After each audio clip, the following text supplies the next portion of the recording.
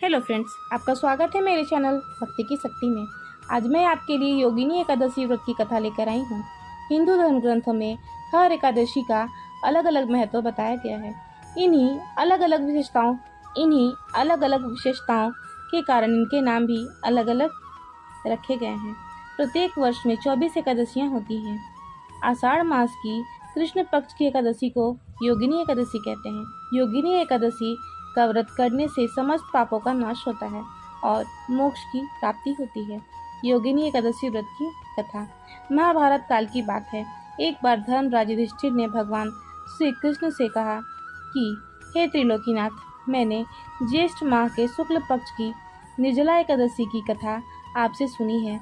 अब आप कृपया करके आषाढ़ माह के कृष्ण पक्ष की एकादशी की कथा सुनाइए। इस एकादशी का नाम तथा महात्म्य क्या है, यह सब आप मुझे विस्तार पूर्वक बताइए। तब भगवान श्री कृष्ण बोले, हे पांडुपुत्र, आषाढ़ माह के कृष्ण पक्ष में पड़ने वाली एकादशी का नाम योगिनी एकादशी है।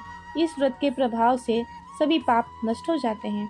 यह व्रत इस लोक में भोग तथा परलोक में मुक्ति देने वाला है। यह एकादशी तीनों लोकों में प्रसिद्ध है।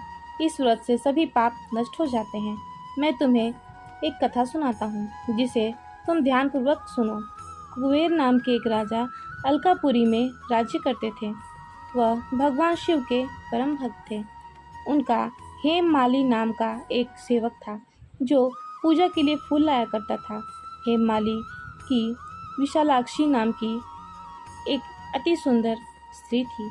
एक दिन हेममाली मानसरोवर से पुष्प लेकर आया, लेकिन कामासक्त होने के कारण पुष्पों को रखकर अपनी स्त्री के साथ रमन करने लगा। इस भोग विलास में दोपहर हो गई।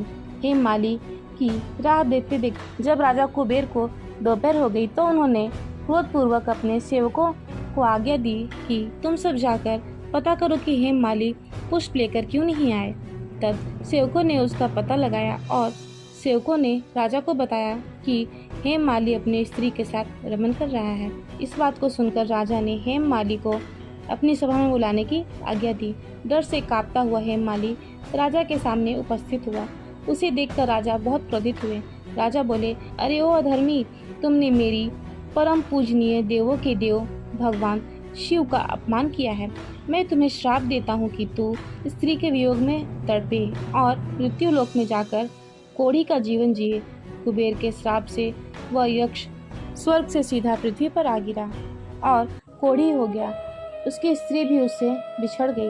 मृत्यु लोक में आकर उसने बहुत भयंकर कष्ट भोगे, किंतु भगवान शिव की कृपा से उसकी बुद्धि मलिन नहीं हुई और उसे पूर्व जन्म की सुध रही।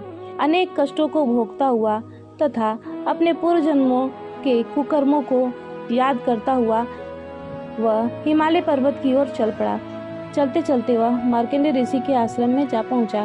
वे ऋषि अत्यंत वृद्ध और तपस्वी थे। वे ब्रह्मा के समान प्रतीत हो रहे थे। उनका आश्रम ब्रह्मा जी की सभा के समान शोभनीय था। ऋषि को देखकर हेममाली वहां गया और उन्हें प्रणाम करके उनके चरणों में गिर पड़ा। हेममाली को देखकर मार्कंडेय ऋषि बोले, तुमने कौन से कुकर्म किए हैं जिससे तुम्हें कोढ़ हुई है और भयानक कष्ट भोग रहे हो। ऋषि की बात सुनकर हेममाली बोला, हे ऋषि श्रेष्ठ, मैं राजा कुबेर का अनुचर था। मेरा नाम हेममाली है। मैं प्रतिदिन मानसरोवर से पुष्प लाकर शिव पूजन के समय कुबेर को दिया करता था। एक दिन पत्नी सहवास के सुख में फंस जाने के कारण मुझे समय का ध्यान नहीं रहा और दोपहर तक पुष्प नहीं पहुंचा सका। इसलिए उन्होंने मुझे श्राप दे दिया कि तुम्हें अपनी स्त्री का वियोग और मृत्यु लोक में जाकर कोढ़ी बनकर दुख भोगने होंगे। इस कारण मैं कोढ़ी हो गया तथा पृथ्वी पर आकर भयानक कष्ट भोग रहा हूँ। कृपया करके आप कोई ऐसा उपाय बताइए जिससे मुझे मुक्ति मिले। मार्कंडेय ऋषि बोले, हे हेममाली, तुमने मेरे सम्मुख सत्य वचन बोले हैं, इसलिए मैं तेरे उद्धार के लिए एक व्रत बताता हूँ।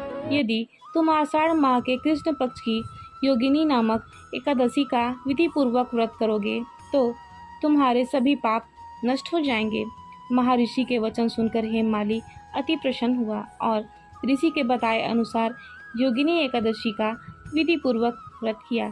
इस व्रत के प्रभाव से वह अपने पुराने स्वरूप में आ गया और अपनी स्त्री के साथ सुखपूर्वक रहने लगा।